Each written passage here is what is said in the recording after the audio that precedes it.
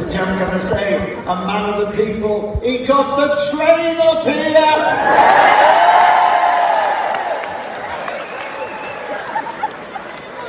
How are you? I'm well. I can't believe I'm here. The first time we met, through Silla, but we'll talk about Silla later, but I interviewed you at Radio City and you put me in my place. First time. I went, ladies and gentlemen, Cliff Richards, and you went, excuse me, my name is Richard. It's really funny, but in fact I did choose that name.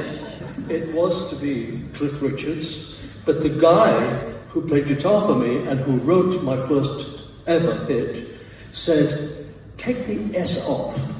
And then when you meet funny old DJs like him, they're bound to say Richards, and you can correct them, and that means you've told them your name twice. So I started doing that. And then, of course, it meant that Cliff, yes, I like that because rock face, rock and roll. But Richard was left there as a tribute to Little Richard, whom we loved. We did indeed. I saw him at the Odeon with the Rolling Stones many, many years ago. Right, a new book, a record, and the calendar. I can't believe it. So many calendars. It's 5 million sold, 40 million pounds made. What's the good part, though? And the good part is, I've had a great idea for you for next year. How about this for an idea? An advent calendar opening a day with Cliff every day up to Christmas. Okay, that would be a good idea if you could time to do it. But what I was going to say was that everybody knows that Elvis was my big... I vowed to catch up with him, and neither do I want to. But in calendars, I'm number one. Of course, when I read it, I thought the journalist has forgotten that he's been dead for quite a while. So you can understand that he wasn't actually participating in the competition of best calendars. Everybody's got a calendar, haven't you? Carly's in here. She's got a calendar. She's been collecting them forever and ever and ever. I don't think you realise how important they were. They really were important, you know. Well, the calendars? The calendars, yeah. Well, I suppose if you're keeping an eye on the days of the year, and you've got 365 days to sit there and watch it all happen, I mean, that's good. But it was a fun thing to do. It really was a very, very fun thing, and it still is. And the last two calendars, they were photographed on my iPhone. I mean, I don't know how these iPhone people do it, because it came out and you just thought it was a professional photographer. But a friend of mine had a rather arty niece and pointed me to stand there, and it was all in New York. And it turned out really well. And so this new calendar that's, I think, available now is filmed by a friend of mine. That's fantastic. Big question. If there wasn't an Elvis, would there be a Cliff Richard? No. Oh, no. Seriously? Oh no, they wouldn't. Oh no, they wouldn't. I have an idea we should do a pantomime. Oh no, we shouldn't. No, but seriously, would there be Cliff? I mean, because he was so important in your life, Elvis was. He was, but he was generation. The tsunami, I describe it as a tsunami of music that came, and he headed it. Elvis, Little Richard, Buddy Holly, Chuck Berry, the Everly Brothers.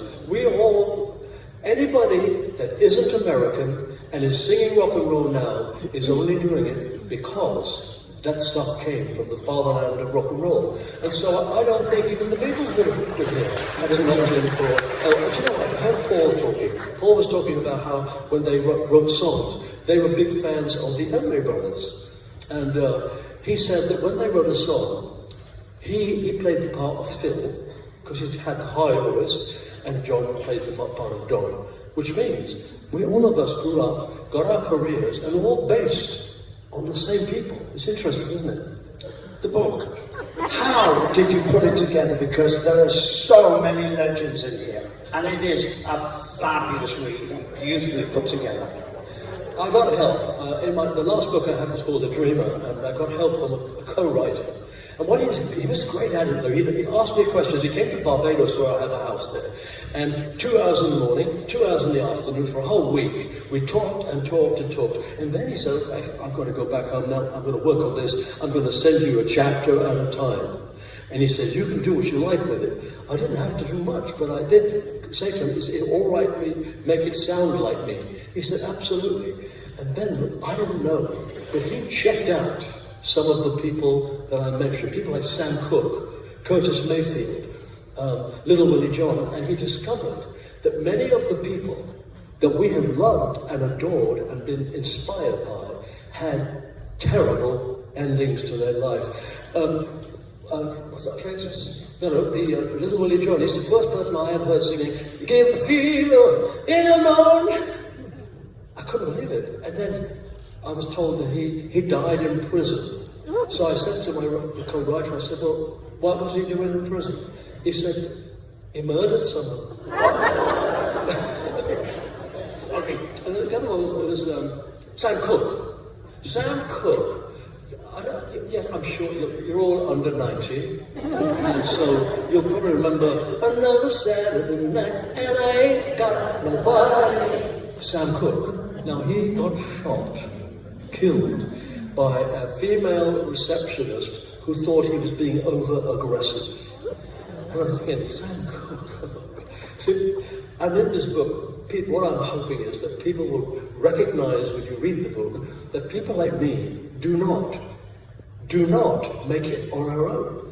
Yes, we only started because of that tsunami from America. And all these people have played a part in my career. Once I heard Curtis Mayfield, who sang with a fabulous falsetto voice, I said, why can't I? I said, well, I'll sound like my old aunt. So I didn't do it until the really famous album, where Bruce Welch produced it and said, you're going to sing this one in falsetto. I said, I don't do falsetto. He said, doing it now. And Bruce was somebody who didn't argue it, so I did it. So the book is an explanation of how I became me, really. You have met so many people. One of the people that I wanted to meet was Aretha Franklin. Did she have the bag of money with her? Because apparently she always went on stage after she got paid and the money was with her. Well, she's not the only one. Chuck Berry. There's a documentary I've seen. So background here?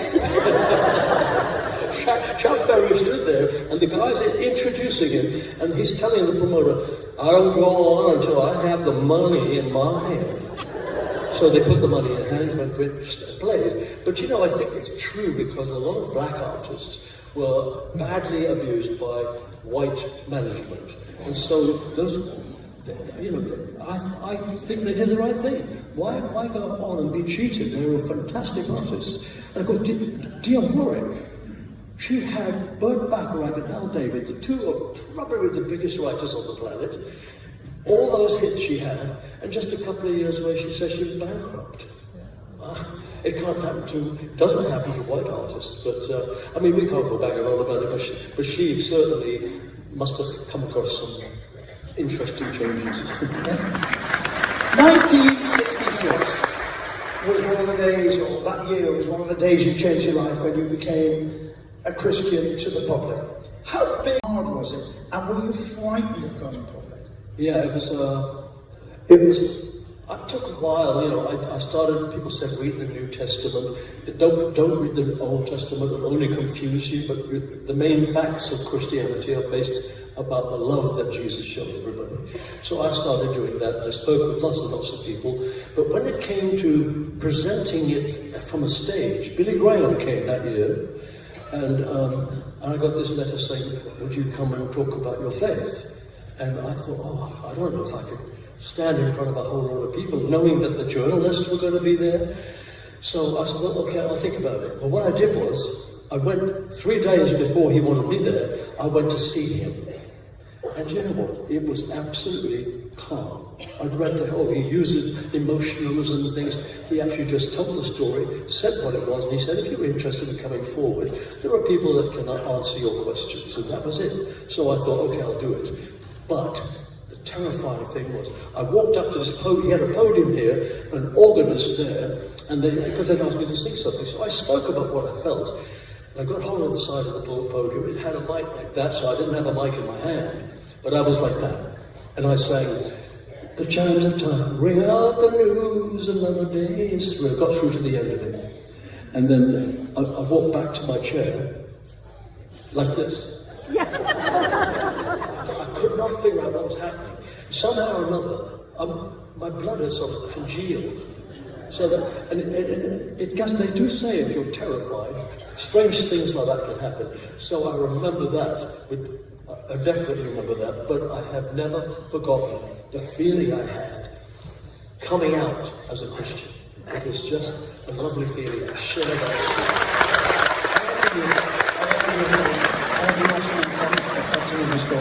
But I envy you so much, so much.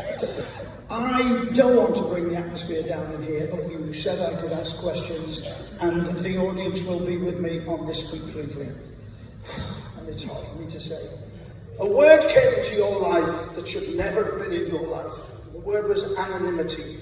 You were treated abominably and disgustingly by monsters, but they and everybody in England and around the world were incensed by it.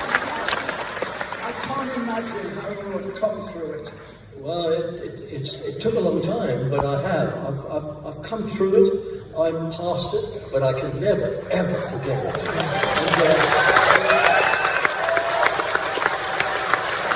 I discovered quite early on, about 2 or 3 months into that, being trapped in my house in Portugal and unable to move and reading all these horrible things about me, my lawyers rang me and they said, are you okay? I said, yeah, I'm getting through this. And they said, we have never worked with an artist who has 100% of the people of England behind him.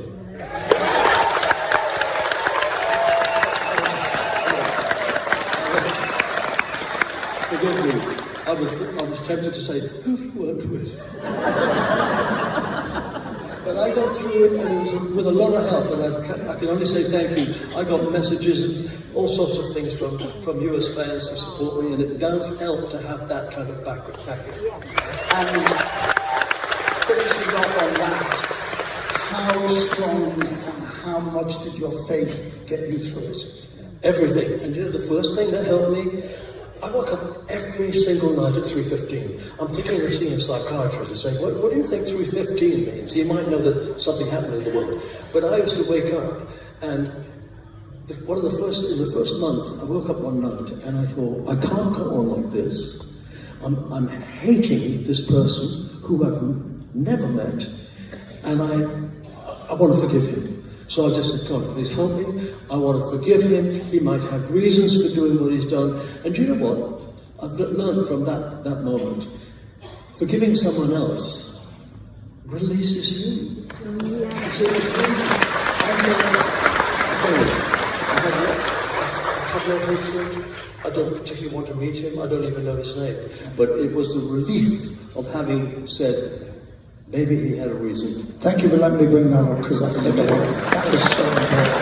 And my next question, are you aware of the love of the fans and the friendships they developed because of Sir Cliff Richard?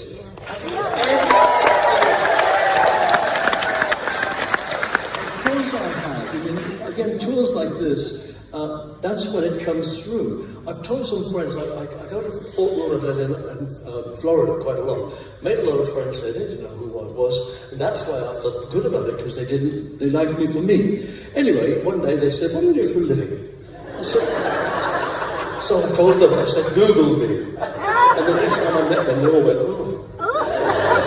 But I wanted to tell them, and I've said to them, sometimes if we're big enough, it could have worked here too, but I'd like them to come on and make them stand in front of the band, and then have myself introduce, come on, and I said to them, you will feel that love.